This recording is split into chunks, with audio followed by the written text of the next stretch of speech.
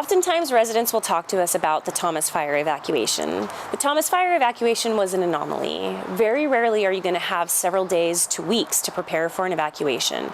Most times a wildfire evacuation is going to be in the middle of the night. It's going to be something that you're rushed to do, or you're going to be at work and you're not going to be able to return home.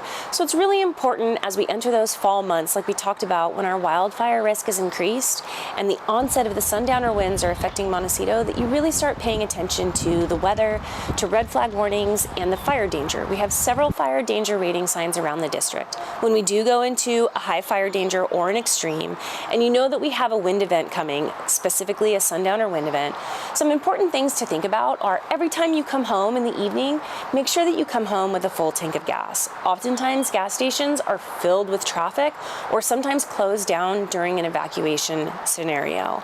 Make sure that you know how to open your garage door manually. If you park your car in a garage at night, it's important that you know how to open your garage door manually by pulling on the lever in your garage. Oftentimes during an evacuation or a wind event, our power is shut off, which means you can no longer rely on your garage door opener to get your car out of the garage. If you cannot manually open your garage door, consider parking your vehicle outside of your garage. The last thing you want to do is have to evacuate on foot because you can't get your car out of the garage. One thing I'm really guilty of is being scattered with my car keys. Start getting in the habit of placing your car keys in the exact same location every time you come home at night.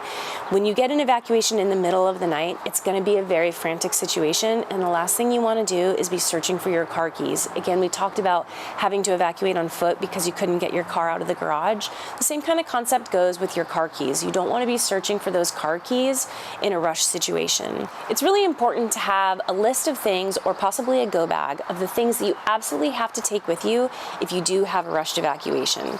Planning ahead of time alleviates some of that stress and allows you to have a more streamlined evacuation, thinking about the ways that you're going to get out.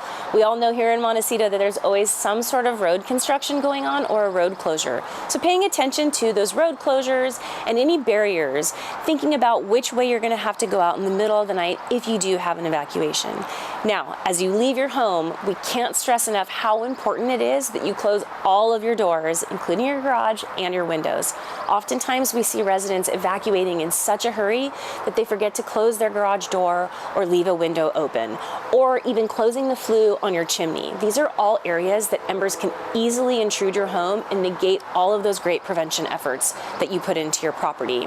One last thing to think about as you're leaving the house quickly, little things like patio furniture. So cushions like this, chairs, plants, doormats, anything that you can pull away from your structure, kind of set out either somewhere else in the yard, possibly in your garage, or just further away from 5 feet of your home, will absolutely increase those chances of your home surviving a wildland fire.